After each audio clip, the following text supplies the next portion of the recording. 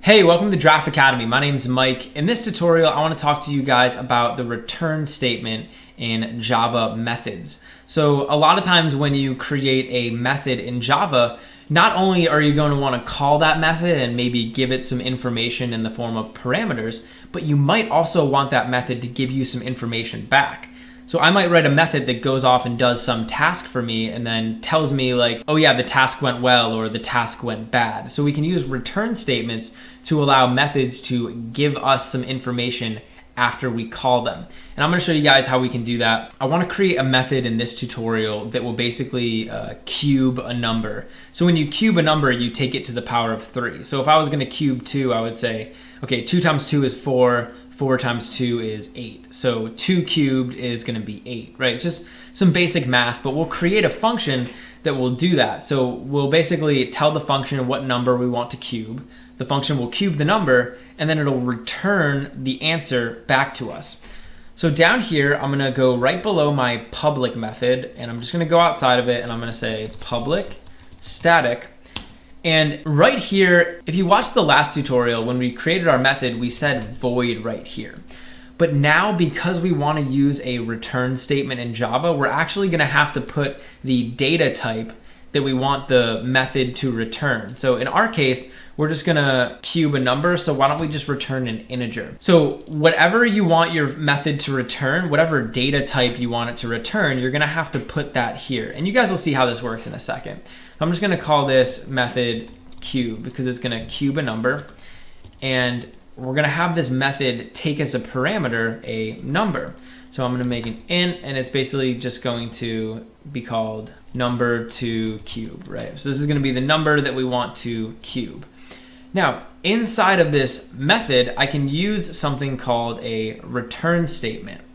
So I can say return, and whatever I put after this return statement is going to get returned back to whoever calls the method. So I can say return number to cube times number to cube times number to cube.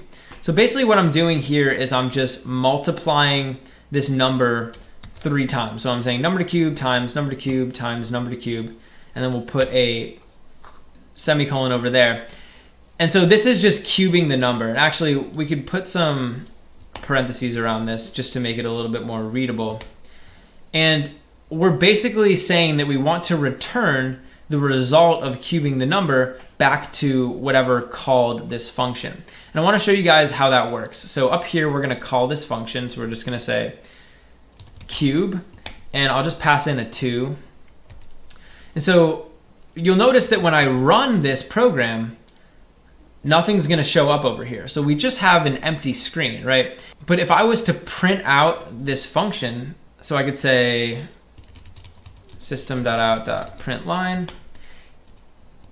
If I printed this out, we're actually going to be able to print out that value. So when I click play, it's going to print out 8. So what's happening is when I use this return statement, all of a sudden when I call this cube method, this thing gets a value back. So when I call it inside of this system.out.println, it's able to print out 8 because this is actually representing a value. In other words, it's getting a value back, so we're able to print it out.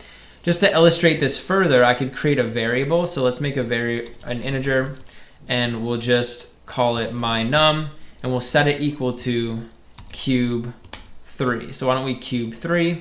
Now this variable, my_num, is gonna have the value of cubing 3, because this right here, when we call this function, it's getting a value back. And so we're actually storing the value that gets returned from this function inside of this integer. So if I was to print out my_num, it's just gonna print out 3 cubed.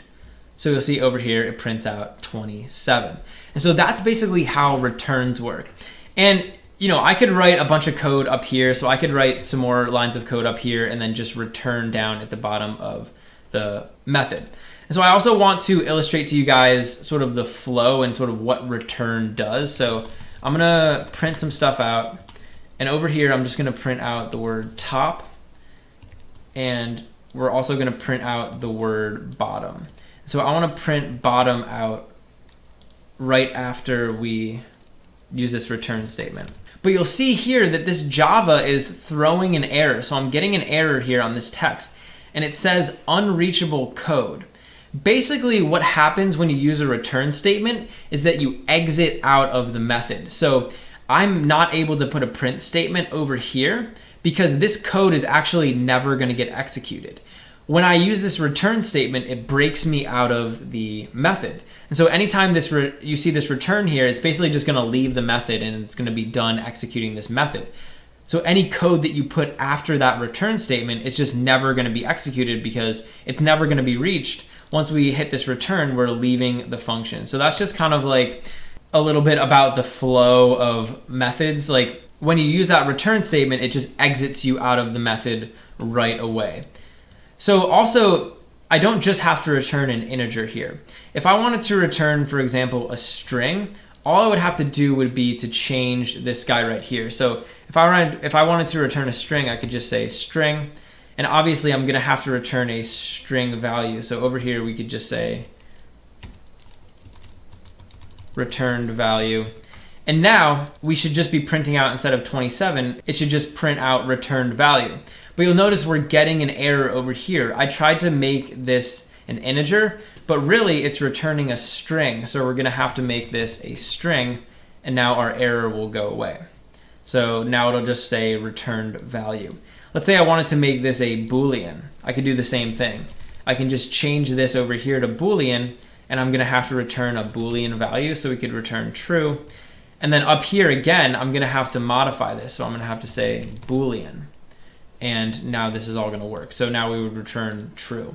So that's the basics of using return values in Java. These can be really powerful. It's basically just a way where your method can give you some information back. So we can use parameters to give our methods information, and we can use returns to give information back to whoever called the method. Hey, thanks for watching. If you enjoyed the video, please leave a like and subscribe to Draft Academy to be the first to know when we release new content. Also, we're always looking to improve, so if you have any constructive criticism or questions or anything, leave a comment below. Finally, if you're enjoying Draft Academy and you want to help us grow, head over to draftacademy.com/contribute and invest in our future.